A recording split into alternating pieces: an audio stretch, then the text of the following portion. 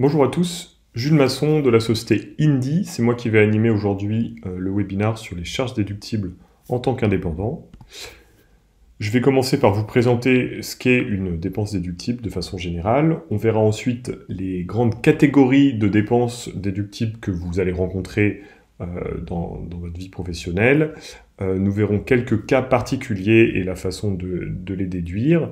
Je vous présenterai aussi les charges qui ne sont pas déductibles, dont certaines sont peut-être des faux amis. Et puis enfin, je vous présenterai une petite astuce.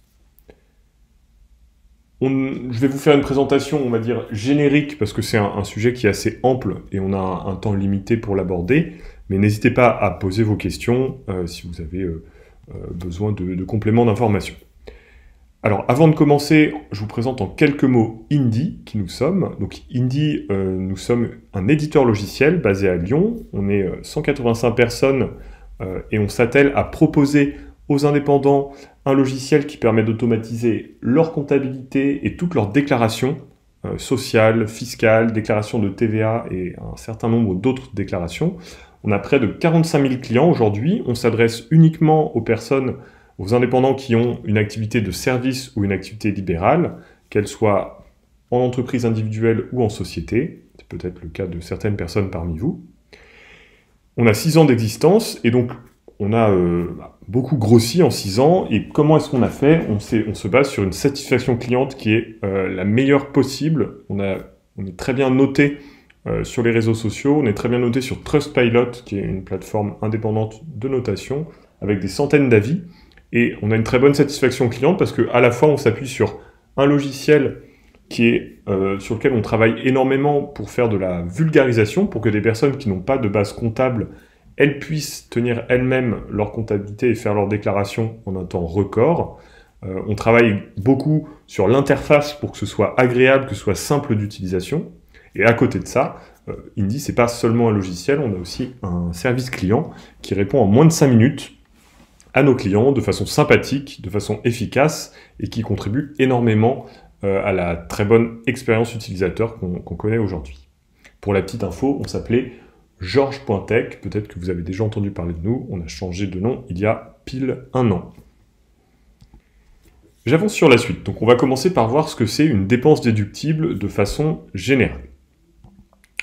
Donc peut-être un petit rappel d'une notion importante, je pense que vous l'avez sans doute tous en tête, mais c'est quand même une notion de base. Je vais vous parler du bénéfice fiscal. Donc, si vous êtes en entreprise individuelle ou si vous êtes en société, pour calculer l'impôt que va payer la société ou l'impôt que vous allez payer en tant qu'indépendant en entreprise individuelle, il va falloir établir votre bénéfice ou déficit, si jamais vous faites un déficit, mais dans ce cas-là, vous ne payez pas d'impôt, mais votre bénéfice et, on va dire, de façon très raccourcie, le calcul du bénéfice, c'est les recettes, c'est-à-dire les rentrées d'argent sur un exercice fiscal, sur par exemple une année calendaire, moins les dépenses déductibles. Et donc c'est ce sujet-là qu'on va regarder aujourd'hui. Et donc là, il y a une notion très importante, c'est que les dépenses déductibles, ça diminue le bénéfice de l'indépendant ou de la société, et donc ça diminue l'impôt qu'il y a derrière, puisque le bénéfice sert de base pour calculer l'impôt. C'est pas forcément mauvais signe de dépenser quand on a une activité pro. C'est parfois nécessaire pour l'activité, et ce qui est intéressant, c'est que au final, ça diminue votre impôt, donc il y a une partie de la dépense qui vous revient, on peut dire, si on fait un raccourci. Et puis, dernière peut-être généralité, je vous ai parlé de tenue de comptabilité, du coup, si vous êtes concerné par les dépenses déductibles, vous devez tenir une comptabilité. Qu'est-ce que c'est la tenue de comptabilité? Bon, vulgairement, c'est une histoire de cases et de catégories. L'idée, c'est qu'on saisit dans un registre toutes les dépenses et les recettes qui sont liées à l'activité professionnelle. On affecte ces dépenses et ces recettes à ce qu'on appelle des comptes comptables, on les catégorise. Vous avez par exemple loyer et charges locatives, vous avez entretien et réparation, frais de véhicule, etc., etc., etc. Et en fait, ces comptes comptables, en fait, ils sont parfois déductibles, parfois totalement déductibles, parfois partiellement déductibles, parfois ils renvoient à des dépenses non déductibles. Et donc, à la fin de l'exercice, quand on clôture et qu'on va faire son bilan, qu'on va faire sa déclaration fiscale, on se sert des soldes de ces comptes pour remplir la déclaration et ces cases. Et que là, vous avez un exemple, c'est un morceau de déclaration 2035, pour ceux qui sont en entreprise individuelle en BNC. C'est pas toujours très simple à remplir, et ça, on reviendra dessus peut-être un petit peu à la fin. Là, on va s'attacher aux dépenses déductibles. Donc, de façon générale, quand est-ce qu'on peut considérer qu'une dépense, elle est déductible? Elle est déductible si elle remplit les 6 conditions que vous avez à l'écran. Donc, elle doit être faite dans l'intérêt direct de l'entreprise et de son développement. Donc, elle doit être liée à votre activité. Si vous achetez une piscine à bulles alors que vous êtes consultant, a priori, c'est pas dans l'intérêt direct de votre activité. Ce n'est pas déductible. Voilà, bon, c'est un petit peu idiot comme exemple, mais je pense que vous avez saisi l'idée. La dépense, elle ne doit être ni excessive ni fictive. Alors fictive, ça semble évident. Ni excessive.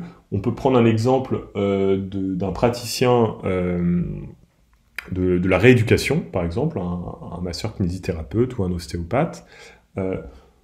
Bien entendu que si vous achetez du matériel de rééducation, c'est déductible. Par contre, si vous achetez des appareils qui sont très chers et qui sont théoriquement utilisés plutôt en clinique quand il y a énormément de patients qui passent dessus, là, ça peut être considéré comme excessif. Voilà pour l'exemple. Une notion très importante, c'est que la dépense, elle doit être comptabilisée en charge durant l'année à laquelle elle se rapporte. Alors, durant l'exercice plutôt que l'année, ça dépend un petit peu des cas.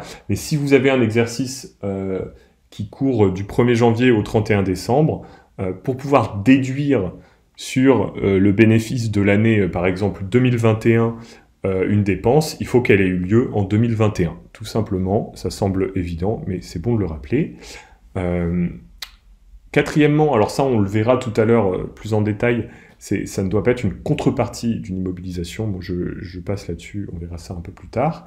Très important, 5e point, votre dépense déductible, elle doit s'appuyer sur des pièces justificatives. Ça veut dire que vous devez conserver une facture, vous devez conserver une pièce qui justifie la dépense que vous avez faite, parce que sinon ce serait la porte ouverte à des fausses déclarations. Et dernier point, il y a aussi bien sûr des cas particuliers, comme toujours, et donc il faut faire attention à ce que cette dépense elle ne soit pas exclue de la déduction par une disposition spéciale de la loi. Donc ça, on verra des exemples tout à l'heure quand on parlera des dépenses non déductibles. Donc voilà pour le cas général. On va regarder un petit peu, de façon assez générique, des postes de dépenses déductibles classiques. Donc vous avez toutes les dépenses qui sont liées on va dire, aux locaux professionnels, donc le loyer par exemple, les charges de chauffage à l'électricité, au gaz, etc. Si vous avez, et je pense que vous avez une assurance ou des assurances pour vos locaux, bien sûr que c'est déductible. Des dépenses qui sont liées à l'entretien, au petit entretien, je dirais, au nettoyage, c'est déductible également. Tout ce qui concerne la téléphonie, Internet et des abonnements divers et variés, ça va être déductible. Et tout ce qui va consister en de l'achat de mobilier, de bureaux, de matériel informatique, ça va être déductible également. Alors, peut-être une notion importante, je vous parle de locaux professionnels. Si vous êtes indépendant et que vous travaillez de chez vous, et que vous êtes locataire, vous pouvez déduire une partie du loyer, vous pouvez déduire une partie des charges, à partir du moment où vous exercez votre activité pro chez vous, c'est possible. Dépenses liées au fonctionnement de l'activité, donc là c'est pareil, on va être sur des choses un peu évidentes, mais si des achats de consommables, si vous achetez, alors de matières premières, c'est très évident, si vous transformez des matières premières pour les revendre, si vous achetez du bois pour en faire des objets, l'achat de bois il est déductible. Peut-être un peu moins évident sur certaines activités, si dans le cadre de votre activité, vous faites de la prestation de service, mais vous avez besoin d'acheter pour vos clients du matériel systématiquement, bon bah ça ce sera bien déductible. Tous les frais que vous engagez pour faire connaître votre activité via de la publicité, que ce soit de la publicité print, de la publicité en ligne, Google AdWords, de la publicité sur Facebook, YouTube, etc., c'est bien déductible. Les frais que vous engagez pour des serveurs qui hébergeraient votre site web, qui hébergeraient un outil, une plateforme, etc., etc., c'est bien déductible. Tout ce qui est matériel et outillage, et on va dire même tout ce qui est fourniture de bureau, du papier, des stylos, etc., c'est déductible. Les abonnements logiciels, vous utilisez la suite Google ou alors la suite Microsoft, vous utilisez vous louez ou vous achetez des licences, vous achetez une licence pour un logiciel en une fois, c'est déductible. Vous achetez de façon répétée, vous louez un logiciel, on parle de SaaS souvent comme Indie, c'est déductible également. Et puis tout ce qui va avoir attrait aux frais de réception de vos clients, de vos partenaires, vous les invitez au restaurant, vous leur offrez des petits cadeaux, je dis bien petits, ça fait partie des dépenses déductibles. Bon, c'est pas une liste exhaustive, hein, bien sûr, mais l'idée c'est de vous donner un peu les grands axes. Et puis les dépenses liées aux personnes, alors attention, ça va dépendre de votre structure juridique, mais si vous avez des salariés, les salaires, ce sont des dépenses déductibles. Les cotisations sociales que vous payez pour vos salariés, ce sont des dépenses déductibles. Alors, partiellement déductibles, attention, il y a certaines cotisations sociales qui ne le sont pas. Je ne vais pas trop rentrer dans les détails, mais à avoir en tête. Des frais de formation, ça va être déductible. Les frais de repas, on va revenir dessus tout à l'heure, c'est un sujet assez particulier. Là, je parle de si vous êtes en entreprise individuelle ou si vous êtes dirigeant de sociétés non salariées, vos frais de repas, on dit frais de repas pris seul ou frais de repas hors domicile, les repas du quotidien, je dirais, c'est déductible aussi. Et partiellement, on va voir ça jusqu'après. Tout ce qui a attrait aux frais de déplacement, vous allez chez un client dans une autre ville, en train, en avion, en voiture, tout ça c'est déductible, le parking, l'essence, les billets, le logement sur place, et pour le coup la restauration en déplacement c'est 100% déductible. Voilà tout un tas de types de dépenses qui sont aisément déductibles. On va regarder quelques dépenses en particulier, parce que c'est des choses un petit peu... L'idée c'est de vous montrer que il y a toujours des cas un petit peu à la marge et qu'il faut connaître et qui rendent, je dirais, la comptabilité et la fiscalité pas si simples. Alors, concernant les frais de repas hors domicile ou frais de repas pris seul, c'est un autre nom. Donc, c'est une dépense qui est partiellement déductible. Je vais vous expliquer la logique. Imaginons que vous soyez en entreprise individuelle et que vos locaux sont éloignés de votre domicile. On va considérer que votre activité pro, elle vous empêche de rentrer chez vous déjeuner, donc le repas, enfin quand je dis on, c'est l'administration fiscale, donc le repas que vous prenez au travail ou à côté du travail, ça va être lié à l'activité pro, ça va être donc déductible. Pour autant, c'est pas 100% déductible, il y a un plafond et un plancher de déductibilité. Donc le plancher, qu'est-ce que c'est l'administration fiscale, elle considère que tout le monde doit se nourrir, donc même si vous déjeunez chez vous, vous allez dépenser de l'argent pour manger. Donc, tous les ans, l'administration fiscale, elle établit un plancher, et qui est pour l'année 2021, par exemple, de 4,95 €. On va considérer que c'est le prix un petit peu standard d'un repas pris chez soi. Et donc, votre dépense de repas le midi, en dessous de 4,95 €, elle n'est pas déductible. On va considérer que vous auriez de toute façon eu cette dépense. De l'autre côté, on a un plafond. Là, pour le coup, l'idée, elle est un peu différente, c'est se dire, certes, votre activité pro, elle vous fait faire peut-être une dépense supplémentaire pour vous nourrir, mais théoriquement, vous devriez trouver facilement, en tout cas j'espère, autour de votre bureau, des possibilités de vous nourrir, sans que ça prenne des proportions en termes de prix importantes. Donc il y a un plafond. L'administration fiscale, elle considère qu'au-dessus de 19,10 €, on est sur du superflu, entre guillemets, et que du coup, c'est vous qui avez fait le choix de dépenser plus. Et c'est un peu logique aussi qu'elle sponsorise pas énormément les repas. Et donc, il y a ce plafond qui est mis en place. Et donc, quand vous faites une dépense, le midi, c'est la partie entre 4,95 € et 19,10 € qui est déductible. Ça, c'est pour les frais de repas, donc vraiment, on va dire, du quotidien, ceux que vous prenez seul hors domicile. Par contre, je reviens là-dessus, les repas d'affaires, les repas que vous prenez en déplacement, ça c'est 100% déductible parce qu'on est dans des situations qui sont différentes. Un autre type de dépense déductible qui est intéressant et qui est important de regarder ensemble, ce qu'on appelle les immobilisations. Je pense que ça fera un bon rappel pour certains d'entre vous.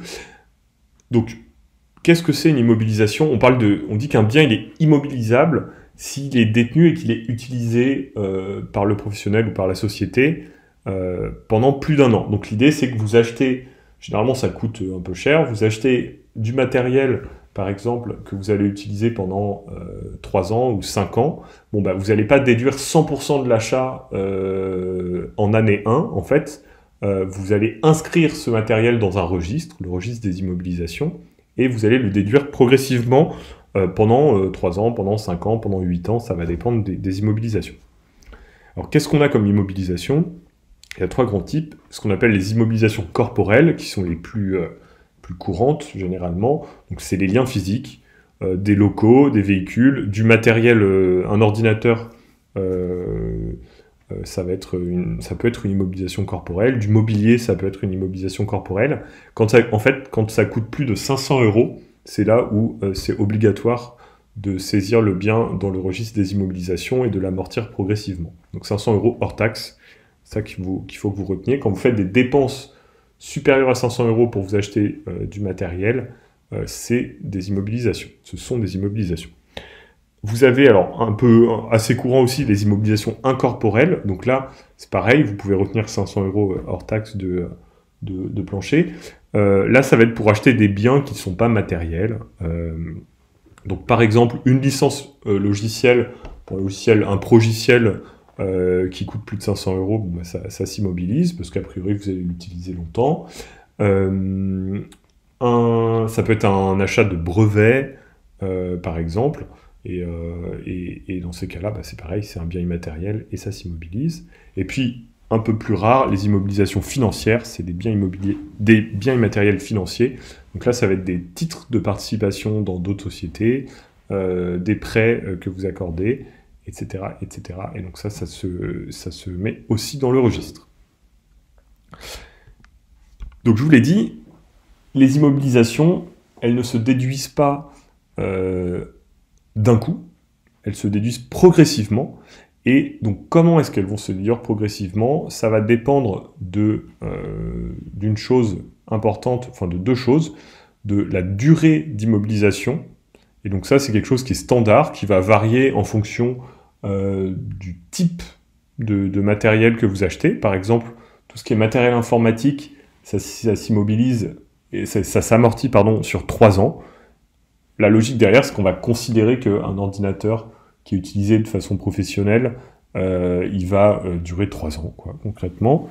Du mobilier, donc un bureau par exemple, si vous achetez un beau bureau ou du matériel professionnel, parfois une table de massage ou quelque chose comme ça, ça va être amorti sur 8 ans, c'est aussi logique. Ça s'amortit, enfin ça s'utilise pendant plus longtemps qu'un ordinateur généralement, etc., etc. Un véhicule, c'est sur 5 ans, par exemple.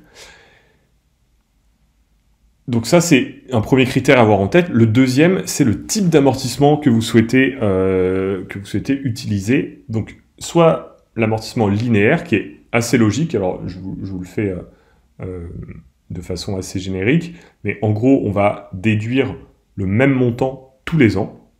Donc, si j'achète quelque chose qui coûte 2000 €, ou on va dire, quelque chose qui coûte 2500 € qui s'amortit sur 5 ans, bon, bah, en gros, je vais amortir 500, 500, 500, 500, 500 € tous les ans. Ça, c'est un type d'amortissement qui se prête bien, par exemple, au mobilier.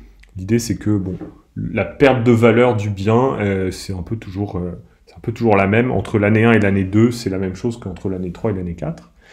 Et vous avez un autre type d'amortissement qui est l'amortissement dégressif. Et donc là, l'idée, c'est qu'on déduit beaucoup la première année, un peu moins la deuxième, un peu moins la troisième, et après, éventuellement, ça bascule en linéaire. Et ça se prête à du matériel informatique. Par exemple, un ordinateur il y a des entrées et des sorties de gamme tous les ans, ça perd très vite de la valeur. Dès que vous avez quitté la Fnac, si vous l'achetez là-bas, dès qu'il est d'occasion, bah, il va perdre énormément de valeur. Donc pour figurer cette perte de valeur importante dans les premières années, bah, on va plus le déduire dans les premières années. C'est ça vraiment l'idée de l'amortissement, c'est présenter la perte de valeur liée à l'utilisation d'un matériel.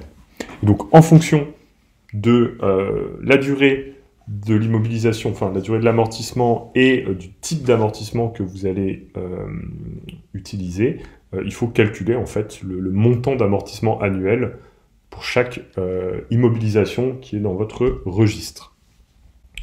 Voilà pour ce sujet.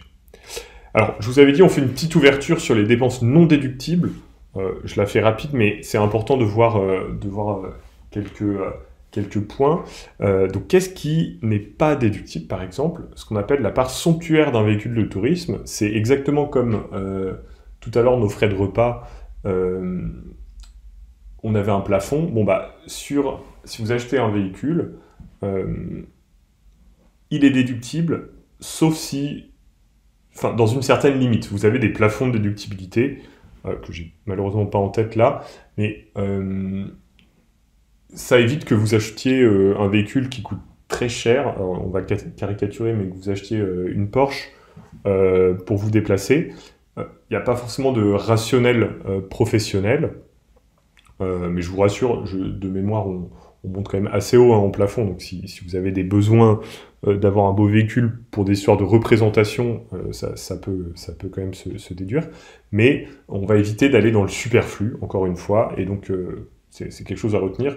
Quand on tombe dans le superflu, c'est pas déductible. Encore une chose superflue, les cadeaux, des petits cadeaux, c'est déductible en effet, mais par contre, si vous faites des gros cadeaux à vos collègues, vos salariés, vos clients, vos partenaires, là vous risquez de vous faire taper sur les doigts si vous les déduisez totalement.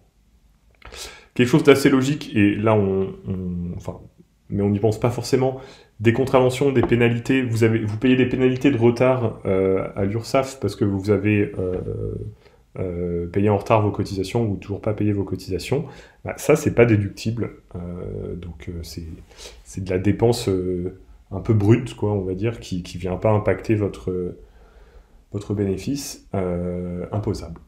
Donc c'est dommage. Et puis ensuite vous avez des dons à des partis politiques, par exemple, on a une petite duplicata. Et puis l'impôt, je l'ai mis quand même, c'est important. Vu que l'impôt il tombe après calcul du bénéfice imposable, bah, bien entendu, il rentre pas dans le calcul du bénéfice, tout simplement. Et puis, pour finir, et puis après on peut répondre à vos questions, je vous ai dit tout à l'heure que la tenue de comptabilité, il s'agit de saisir toutes ces recettes, ces dépenses, de les affecter à des catégories comptables, et puis ensuite de remplir des déclarations. Bon, l'esprit qu'on a chez Indy, c'est d'automatiser de bout en bout ce processus. Premièrement, Indy est connecté à votre compte en banque professionnel, et il va récupérer la liste de vos transactions, l'équivalent d'un relevé bancaire tous les jours, et c'est lui qui va les inscrire dans votre tenue de comptabilité. Donc ça va vous éviter beaucoup de temps perdu, et puis ça va éviter les erreurs de saisie aussi, qui est un des gros problèmes de la compta. Deuxièmement, Indy est suffisamment intelligent pour comprendre lui-même quelles sont les transactions qu'il a sous les yeux et pour les affecter au bon compte comptable. Donc en fait, tout ce qu'on a vu sur les dépenses qui sont déductibles totalement, partiellement déductibles, pas déductibles, dans quel compte comptable est classé, ce traitement, c'est Indy qui va le réaliser tout seul à votre place, parce que c'est ce qu'on appelle un moteur d'intelligence artificielle, et il est capable de comprendre ce qu'il a sous les yeux. Donc les points 1 et 2, c'est ce qu'on appelle la tenue de comptabilité, en fait, et l'esprit, c'est que Indy va faire ça pendant que vous dormez, et comme ça, vous n'aurez pas à y consacrer beaucoup de temps. Troisièmement, très important, vous devez faire un bilan, vous devez faire une déclaration fiscale, une déclaration de TVA. Indy, il est capable de pré-remplir votre déclaration, donc il vous fait passer quand même par un petit parcours utilisateur, parce qu'il y a des infos qui sont pas sur votre compte en banque, qui sont chez vous. Donc il vous pose quelques questions, et à l'issue de ces questions, c'est Indy qui génère votre bilan, qui génère votre liasse fiscale, qui la télétransmet à l'administration fiscale. Donc vraiment, l'esprit, c'est que toute votre compta toute votre fiscalité, elle se traite professionnelle, elle se traite sur le logiciel, et on a des clients qui consacrent 2 heures par an à ce sujet, pour un coût qui est très restreint. Merci à tous pour votre intérêt, n'hésitez pas à nous faire signe, et puis à tout à l'heure pour les personnes que nous voyons en entretien privé.